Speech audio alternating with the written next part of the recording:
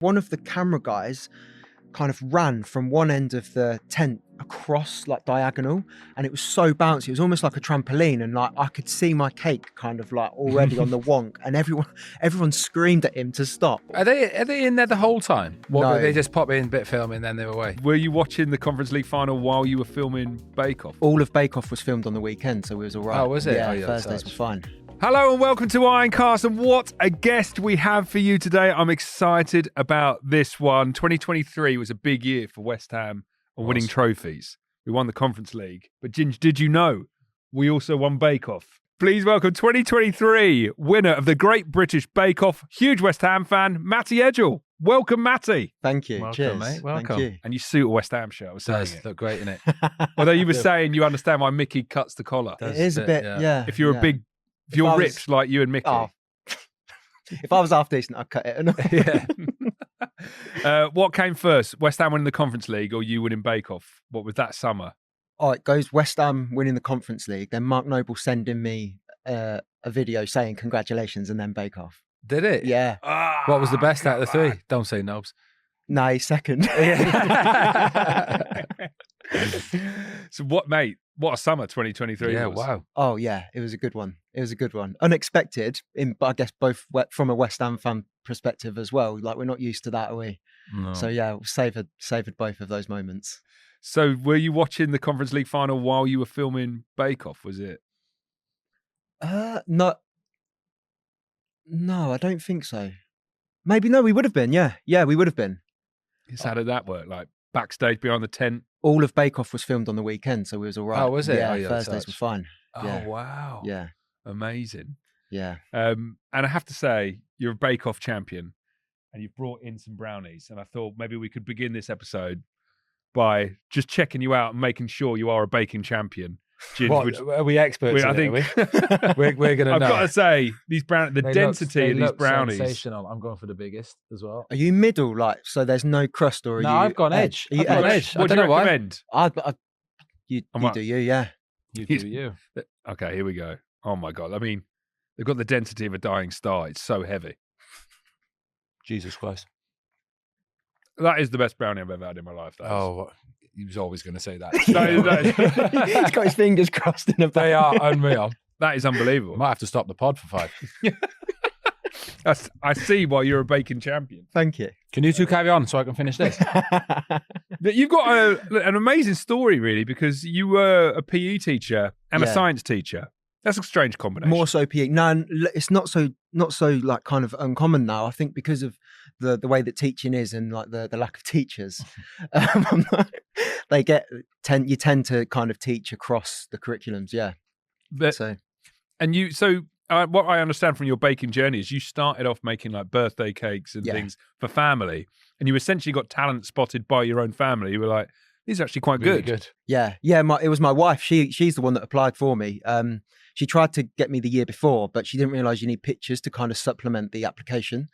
And then she wasn't going to tell me at all. And then she started kind of taking pictures of me like less and less discreet, to the point where I was like then posing Holding with them. cakes.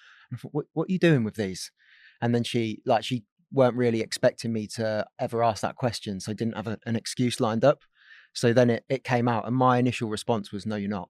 Really? Slightly stronger than that, but Yeah. it was to the words of that effect. Yeah. And we What- compromised, and the application went in. Yeah. What a decision.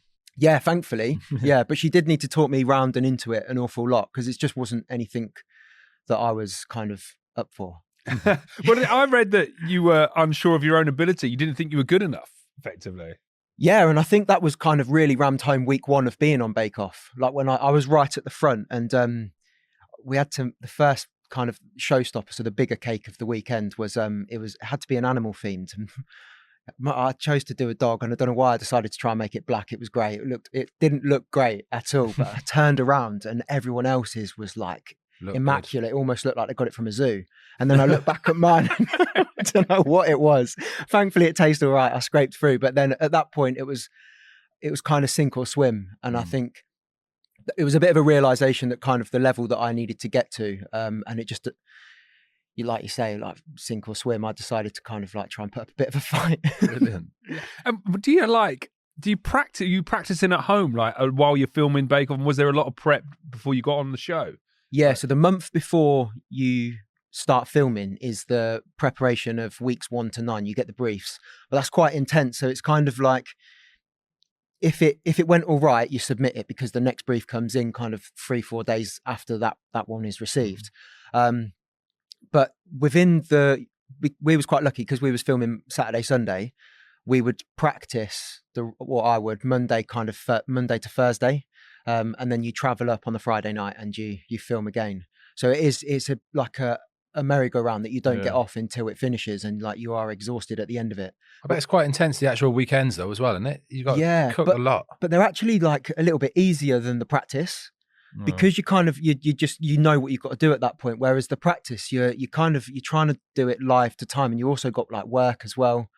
And when I'm a fan of Bake Off, and what I've never kind of twigged is that if they say that they've practiced something 4 or 5 times in the week, that's usually the challenge is a minimum of 2 hours. So to be able to get that in after work is like something I never really prepared myself for. But it worked. So. It did, thankfully. I was watching you in the final as well, and I think there's a lot of similarity between like playing football at the highest level and being on Bake Off. Like the pressure, it seemed, is immense, and you're having to make decisions. I think in the final you were baking that 3-tiered cake, and it wasn't quite baking right in the oven. You had to adjust, and like, what is that pressure like in that moment, especially in the final? Yeah, you know, when you hear people say like the pressure, it got to me. Things like that. I've never been in an environment where I can almost see it like happening from the outside whilst I'm in the moment, like understanding like what pressure does, and it does make you at times. And it happened like in some of the earlier weeks, like where you make decisions and you look back at it and you think, why on earth did I do that? I don't even know why you done But yeah, like the pressure, I found for me, if it didn't go wrong in practice and then it went wrong in filming, that was probably the worst case scenario, because why did it go wrong? I have no idea. And you almost don't see it going wrong until it's too late. Whereas if it goes wrong in practice, you then research like, why did that go wrong? And then you're equipped for it to go wrong.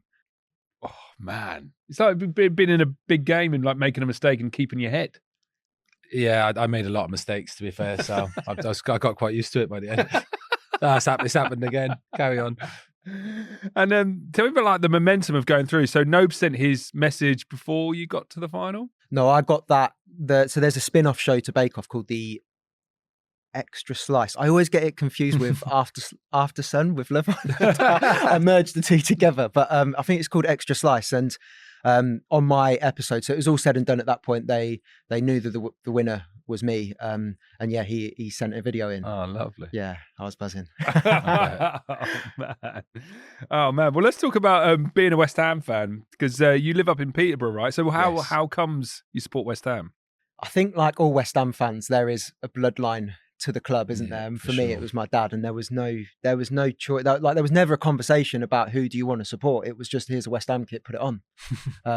I Forced should think, then. Yeah. Like I say, like most West Ham fans, I think you're either born here or you've got a connection to someone who was born here, and I think that's what makes the club what it is the bloodline. Yeah, the family feel. Yeah. No way out. No, at all. No, you're in it. You're in now. Yeah. So was it your dad who took you over games? Yes. Yeah. He took me to the games. We when I was growing up, we didn't go to all that many games because we played, and then kind of coming from Peterborough to London and then the game, it was quite expensive at times. So, but like forever, like keeping an eye on the score, watching it when it was on TV, wearing the kits, is just kind of part of my life. Yeah. Do you have a favourite kit? I was saying earlier, I think it's it was an away kit. It was like the white, and it was like pinstripes. I vaguely remember. I think we got relegated in that kit. Is that 2003 Claret? I think so, because I had Jermaine Defoe's. I remember it. Yeah, it would have been that, 2003. Yeah, but it was a quality kit. Wasn't it? we've had some belters, to be fair. I've never asked you, what's your favourite West Ham kit? I love the 94-95 home pony, you know, the big tick. Yeah. I don't know, actually, like, aesthetically, it's pretty disgusting. But there's something about that kit and the excitement of going over West Ham. And I still remember getting that for like a Christmas or a birthday. The excitement of having the actual What player do you see in that kit? That's what I always think. Do you know, the first name that came to my head, Lee Chapman. Martin Allen was my favourite player growing up. And I tell him that, and I'm not sure he believes me. But old Mad Dog, because he was just so crazy on the Still ball, is. running around. Who was your favourite player growing up, mate? I think for me, like an easy one, but it is Mark Noble. Yeah. Like, just I think for more as much for what he was on the pitch. I can't believe that he never played for England. I know that he says that he's over it, but I'm not. Like, I don't get it. Like, honestly, I don't get it. No.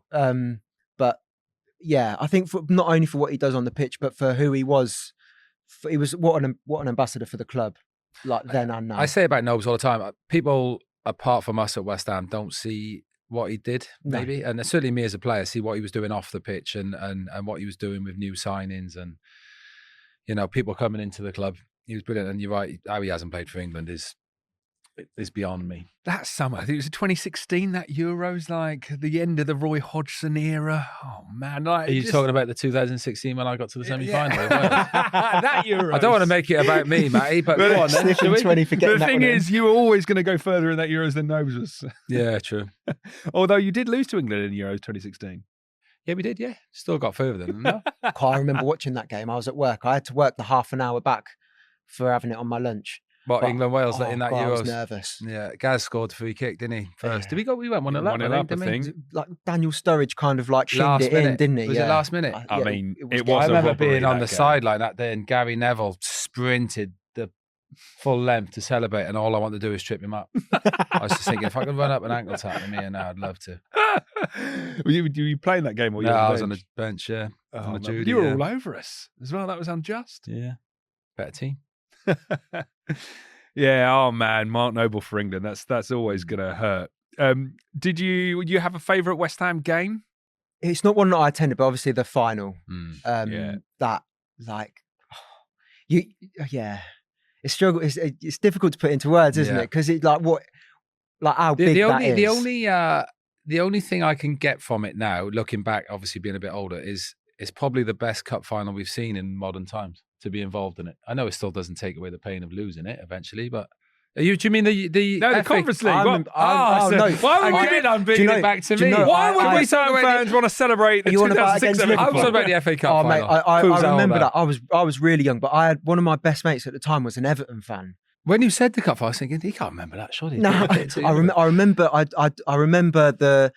Yeah, because he was an Everton fan, he was as buzzing as I was, and I remember that, like the texts going back and forth throughout the game, like slowly kind of. Do you see how stopped. twice in this podcast already I've swung it back to me when I was playing? It's smooth every time. Oh, I don't feel awkward at all. Yeah. Do you remember the 2006 FA Cup final then? Is that? Yeah, like you remember like what your brain allows you to remember, don't you? Which is like mostly Gerrard finishing it. Yeah. And then you hear stories of apparently he was cramping, which is the only reason that Matty he said smashed it himself. He wrote it in his book. Yeah. That's even worse. But we will go on to the Conference League final now. Yeah. How did you get to experience much of that European run? Not only the Conference League, but the Europa League seasons around it. Yeah, but only kind of from home because I was teaching, and it was. I remember I did get one of the boys I played football with. He's a huge West Ham fan as well, and he asked me to go with him, but it was parents' evening. Oh no! They I would was have understood, devastated. surely. Yeah, I know. He asked me on the Wednesday, and parents' evening was on the Thursday. I was gutted. Oh, I would have chucked the sickie in or something, me. So when did you watch the Conference League final? Do you I remember? watched it at home with my dad. Yeah, Oh, yeah. man. So it was good. Yeah, it was good. It was good. It was like you say, like it's so difficult to put into words, like kind of what that means. And I think, to share it with dad as well was cool. But Yeah, that is the thing about the family thing with West Ham, isn't it? Like when your dad, like my dad introduced me to West Ham, I don't think he ever imagined for a second we would get to witness West Ham winning a European trophy. No. Although I offered my dad a ticket for the final, and he was like, nah. I think I'm just going to watch it on telly. He's 70 now. He could and he's gutted about that. The fact we won it, not the fact he's 70. Have you been to many away games, Matty? I went to Villa this year. I was at Villa this year, away. Yeah, I know. I saw that you was there. I think Yeah. I saw it on I think I saw it on social media. Yeah, I was in the crowd. Yeah, There, yeah. we looked. I think we could have won that. I think it was a tale. There was two halves of the game, weren't there? We bit ropey first half, but in the second half, I think Yeah, we looked better. really strong. Yeah. Is there certain away games that you've loved going to down the certain grounds, maybe away team grounds? I think going to Villa because of like the history of that ground as well. It's a lovely stadium It's as a well, nice isn't ground, it? isn't it? What's your favourite one to have played at? I used to love playing at White Hart Lane. Did you? Yeah. Just because obviously you beat Tottenham, if the occasions we did, and just like the feel of it. It was like an old school ground. Do you know what I mean? What was the away dressing rooms like? Is it proper pokey? Yeah, not good, not great. No, it wasn't too bad. White Hart Lane. I mean, Palace was always bad. Palace was a tough place to go. Obviously, love going to Old Trafford, and the big ones were always great. But if you beat Tottenham at Tottenham, Jesus, it's got to be there, isn't it? What was there? Was there any away dressing rooms that were like pokier, like the absolute worst for preparing for I always game? remember Palace being really bad. I remember being at Sheffield United, which wasn't great. That was the time when I got the triple whammy shout. You know that one when I was warming up with Sheffield United. We'll go on to that in a second. So yeah, Sheffield United. I remember it being there was like a fire exit at the back of it, and I think it might have been Sam when we were playing that, but it was one of the managers, and he had this funny. It was half time. I think we were winning, and I can't remember. The manager said, "Check behind that fire door." Kicked the fire door open, and Neil Warnock was stood there listening to what we were saying at half time. What? It was either him or his assistant at the Sheffield United. I swear there was a fire door at the back. At the dressing room? Of the dressing room. You Someone who's been in the away dressing room at Bramall Lane will clarify this, unless it's a mad dream I've had of Neil Warnock hiding behind the door. But yeah, Sheffield United, I was warming up there years ago. I was on the bench and I'm warming up down the side, and it was always good banter. Like places like that, you could hear the crowd because it's an old school ground. I was warming up and there was a fella calling, like I was warming up and going, here he is, the triple whammy, in his thick Sheffield accent. So what's he mean, the triple whammy? Anyway, carried on warming up, went back to whoever was on the bench. There's a geezer down there calling me the triple whammy. Warmed up again, triple whammy. So after we won the game, went to him at the end of the game. I went, mate, I've got to ask, why are you calling me the triple whammy? He went, well, you're ginger, Welsh and bald. It's possibly the best bit about it I've ever. I just laughed, shook his hand on it. I thought it was the triple whammy. I don't know what I was expecting it like that. It was. Do you know those old school grounds where you could get like that was? It's even funnier because only he knew what he was on about. Yeah, exactly. It's a great bit of banter. But all those old school grounds like that, used to love it. Yeah. Great banter. And have you been to London Stadium much? Yeah. I get to come here a few times now. Like, so I've stopped playing. Not that I was any good. Don't worry about so that. where did you play? I mean, being a PE teacher, you must be half decent. Yeah. Do you know what? I realised that no, I wasn't half decent, but I could be fit. So that was kind of my skill set, was being able to outrun you. And give it to the better players. No, my sounds like my career, pretty much, that as well. Yeah, amazing. And then when you're on Bake Off as well, you did a West Ham cake. Yeah, do you know, sometimes I really struggled with kind of understanding. I'm not very creative. And like the briefs were deliberately wordy at times so that everyone was kind of along the same lines, but so much so that you could kind of really branch out and do your own thing. And sometimes I hadn't a clue really what I needed to do. But on this one, it was bread and you had to make some sort of kind of theme. And the only thing I could think of was to do the West Ham badge. Brilliant. And yeah. And then I tried to paint this bread claret and blue. Didn't go to plan. Did not. That's what I was going to say, actually. Do you know what? Can you bake everything? Or was you like cakes and then you've got like this pastry week in there, then breads and all that? So did you have to sort of teach yourself that? Or could you good at baking? No, everything? Essentially, I like cakes was where I was like strong. And I think baking is quite a time rich kind of hobby, and it's also quite costly as well. So I think the good thing about Bake Off is because like each week is a new kind of theme, and there might be some crossovers, but you can't be good at it all as a home baker. Because, well, most people anyway, speaking certainly for myself, you don't tend to kind of risk losing too much of your time and too much of your money to kind of branch out too far. So yeah, cakes was typically kind of my strong point. Brownies not too bad. Yeah, very good. But yeah, like that's how you, like some of the stronger people sometimes come unstuck, or you have a bit of a wobble, which is why it's quite nice to watch, because it is quite unpredictable some weeks as to who might go home, because you can't be strong at everything as a home baker. You've not had the kind of the schooling. Yeah. I was watching. What's interesting with you as well is like when you win in the final, that 3-tiered cake, it's leaning a bit. Oh, it is. Yeah. Do you know what? I got quite lucky with that one. Very judgy.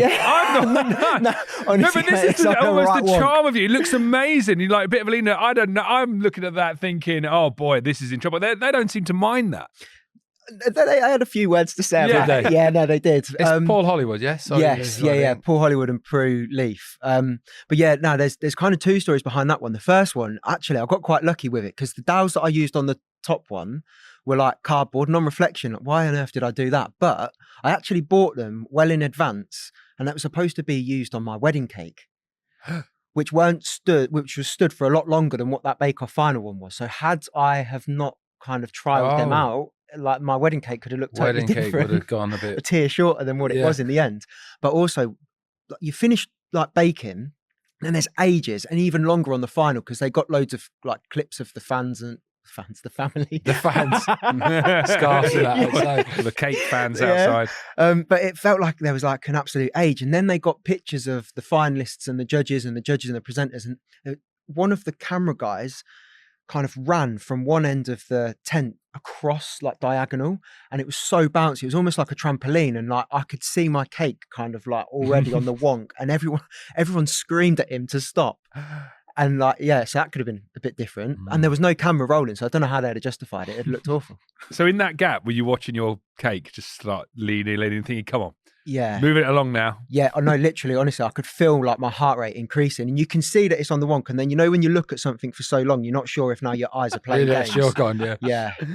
But when you're baking as well, like the judges seem so close to you. When you're like baking, sometimes they're just staring at you. Yeah. And I was thinking that pressure must be unbelievable. Are they in there the whole time? What, No. do they just pop in, bit filming, then they're away? That's it. Yeah, they're not in there that often, but when they are, to be fair, they do this. It's called like the Royal Tour, which is where they walk around and you introduce your bake. But what you're trying not to do is kind of do anything that's too integral to the end of it, kind of tasting nice whilst they're talking to you, and that you don't know if they're going to come to you next, and they don't do it in like a logical order, probably deliberately. So you end up losing loads and loads of time, kind of just like prodding dough or whatever, because you think they're coming to you next. Yeah. You ever had a go at baking? No, Ginge? absolutely not. Never baked anything, not bread. You might fairy cakes for the kids. Possibly, yeah. I'm pretty good at instruction, so I feel like I'd be pretty good. If you gave me a recipe or something and told me what to do time-wise, I'd stick to it like proper. So I think I could have a go. Have you spoke to any of the players about baking, their baking aspirations? Not even Nobes? I've done some baking with Michael Antonio and Vladimir. Yeah, Sufal, yeah. That was. I could see a mini series coming here of you hosting the boys baking. I'd watch it. Who would you take part? Yeah, I'd take part. Learn a thing or two. I would.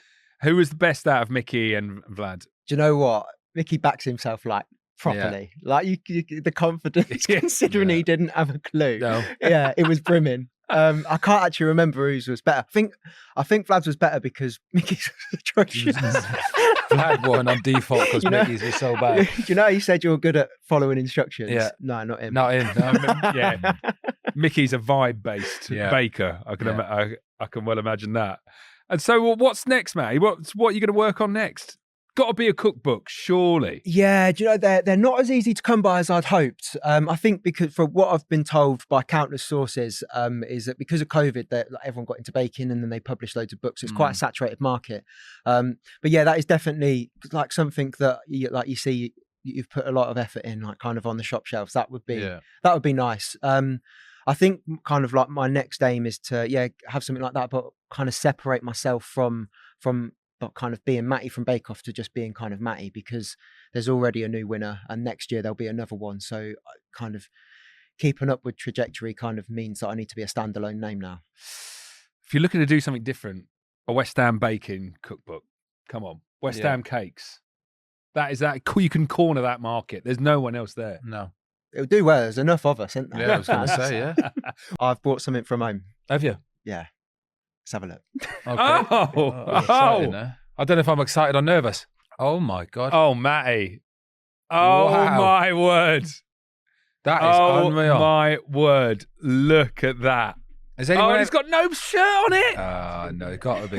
Has anyone ever said to you should go on Bake Off? That is sensational. Matty, talk us through what we've got here. I'm Paul Hollywood. It's like a chocolate fudge cake with chocolate Swiss buttercream and then just a plain vanilla Swiss buttercream around the outside with some West Ham sprinkled on top. I feel like we should have a slice and like do it how we do on Do you have a slice? Have you got stuff? Of course. I've got a knife, Do you want me to cut it? Do you want me to cut it? I was No, gonna you go for let it. Matty You go do it, wide. surely.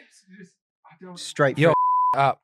Have I gone with the bag? I don't know, are you? Have you gone straight through the West Ham badge? Were you one of the players that, like there's always the badge as you walk out? Yeah. Were you one of the players that walk around it? I've No. seen it recently. I've never It's really almost noticed. like a thing now, isn't it? That's not bad at all, Chris. Yeah, I'm pleased with that. I mean, I can't wait. Bit of badge. Yeah, all your fingers all over it as well. I love it. Yeah, I can't wait for that. Add to the taste of it. It's gone very quiet all of a sudden. You're not having any, mate. Go on, you got to get it I'm in there. nervous. Oh Jesus! I mean, it's just ridiculous. I know. It's absolutely ridiculous. I think I'm going to do the lot. Oh no, I've got the sweetest tooth. Well, Do you get a bit of cake after a game? I see sometimes they bring in trolleys of food into the dressing room after the game. What do you get? I was straight in for the beers. To be fair, Not in the dressing room, is it? depends if you had a good win, you'd have one. No, it was. Listen, it was when I was playing. It was probably pizzas and stuff like that. A bit of chocolate about as well. Yeah. Did it change much from like start to the end? Yeah, of your, massively. As in, just nutrition in general. Yeah. Like we still, like in the early days, still got weighed every day and fat tests and all that, but it got a lot more towards the end. I see a clip of England rugby. They've done like with the Six Nations a few behind the scenes things, and there was like all sushi and things laid out after the game for them. You wouldn't want sushi after a. No, tough we were. game, would you? Yeah, it was pizzas normally. Sorry, it's gone quiet. I can't stop eating this cake. You know what? Let's wrap there so I can really concentrate on eating this. Matty, thank you so much for joining us. Congratulations on your victory once again. Thank you so much for the cake. Can't wait to see you over the London Stadium very soon. And best of luck with everything. Thank you, mate. Cheers. And thank you for listening. We'll see you again very soon on Ironcast. Until then, come on, you Irons.